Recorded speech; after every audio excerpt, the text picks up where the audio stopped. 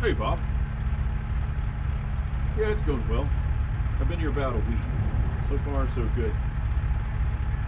Yeah, my trainer's really taught me a lot. I definitely think I know what I'm doing.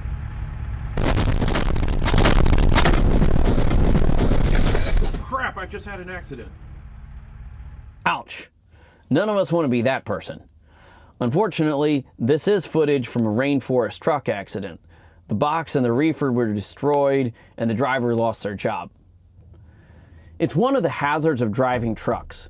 You're operating a vehicle that's at least 12 foot 6 inches tall and maybe as much as 13 foot 6 inches tall, but not all bridges are that tall. Some are much lower, and sometimes you have little warning that the bridge is too low for your truck to fit under. It doesn't matter how badly you need to be on the other side of that bridge. If your truck is taller than the space under the bridge, you will not be able to drive under it. It's physically impossible. So it's important that you watch for the signs of low clearance. Now, the good thing is that overhead accidents are some of the easiest collisions to avoid because they're collisions with a fixed object. A fixed object is very predictable. It just sits there and waits for you to hit it. So all you have to do is see it and avoid it. So how do you do that? Let's get started.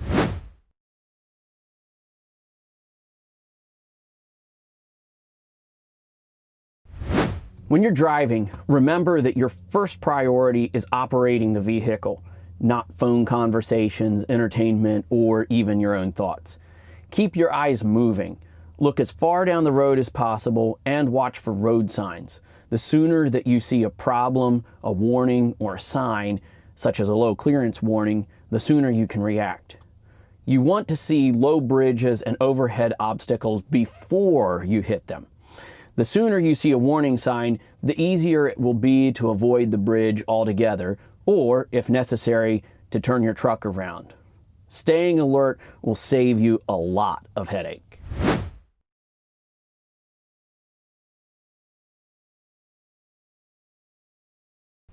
Make sure that you know how tall your vehicle is.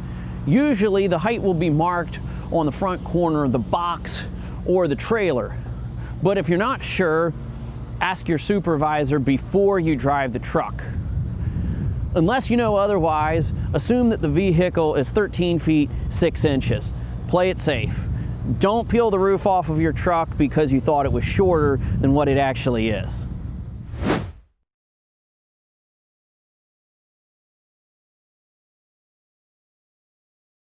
The first warning of low clearance may not be a bridge height sign. It may be a truck restriction sign. If a road is truck restricted, it may be because of low bridges or other height restrictions on that road. Ignoring the restrictions could land you in front of a low bridge with nowhere to go. The second thing to watch for is low bridge warning signs. These may sometimes be several miles from the bridge and will give you enough warning that you can take a different road. However, they may sometimes be close to the bridge and only give you a few seconds of warning before you reach the bridge. Finally, anytime you approach a bridge, watch for signs indicating the bridge's height. If there are no signs, the bridge should have at least 14 feet 6 inches of clearance. If it's less than that, make sure that you have enough clearance. If the sign shows that the bridge is lower than the height of your truck, do not attempt to go under the bridge.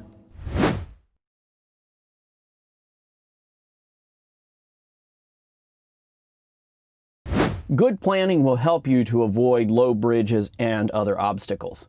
As you're driving, in general, take note of roads that have low bridges. If you're in the area again and your GPS routes you down that road, hopefully you will remember the low bridge and avoid it. Don't trust Google Maps or other car GPS services, especially in areas with a lot of low bridges. Use a truck GPS unit or a truck GPS app on your phone. Even when you're using a truck GPS, though, always watch for low bridges. A truck GPS isn't 100% accurate, and it may still send you down a road with low bridges. If possible, stay on main roads. They're more likely to have proper clearance for trucks. However, it's not guaranteed, so pay attention to the height of all bridges that you come to.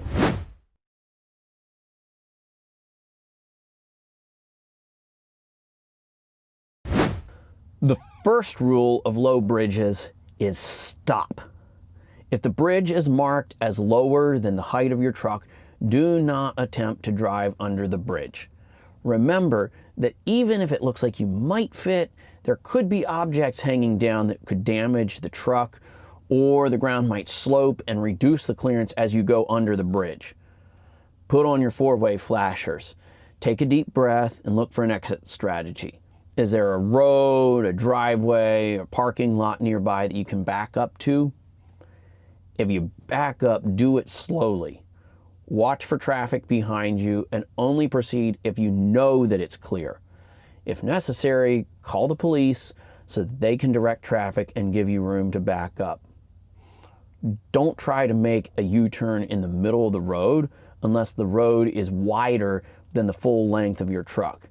If you don't have enough room, it isn't going to work.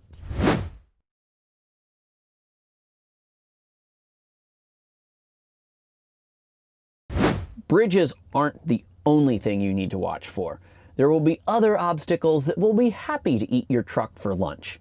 These truck-eating monsters are a lot harder to spot because they often don't come with warning signs. The only way to avoid them is to be a careful, defensive driver who watches for danger all the time. So how do you avoid the unmarked obstacles? You have to develop your own personal radar. Watch your surroundings as you drive. Learn to recognize objects that are suspiciously low. And if in doubt, avoid it or stop and check. Over time, you will be able to spot potential problems before they hit your truck. Here are some examples. Trees may have branches that hang over the road or trunks that lean into the path of travel. Pay attention for trees that have obvious damage. That means that someone else already hit the tree, so make sure that you don't.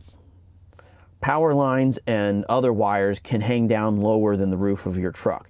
If you hit them, you could be injured or even killed.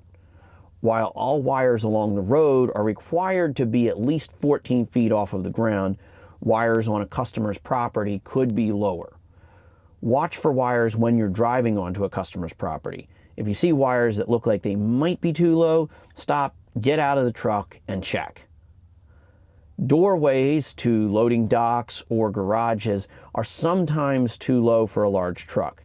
If you're backing into a doorway and you don't see a height marking, stop, get out of the truck, and check to make sure that the doorway is high enough.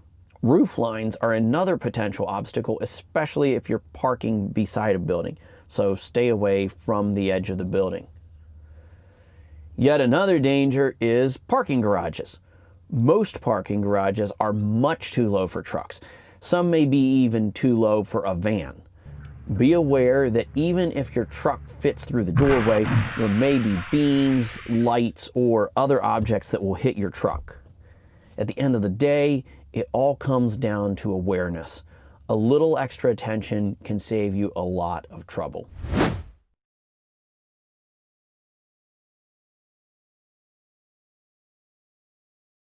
Overhead accidents are some of the easiest collisions to avoid because they're collisions with things that don't move. All you have to do to avoid them is pay attention. When you're on the road, make sure that you focus on driving. Use the principles of defensive driving to help you see potential hazards well in advance and avoid them. Know how high your truck is and watch for any signs warning you about a bridge that's too low for your truck to fit under. If you come to a bridge that's too low, stop. Do not attempt to drive under it. Put on your four-way flashers and figure out an exit strategy. If necessary, call the police to help you get safely turned around. Don't forget about all the other possible overhead obstacles such as trees, power lines, garage doors, and parking garages. Watch for things that look like they might be too low to drive under and avoid them, or stop, get out, and check to make sure that you will fit. Overhead collisions are easy to avoid, but you are the only person who can prevent them. Stay alert, drive defensively, and you won't find yourself stuck under a bridge.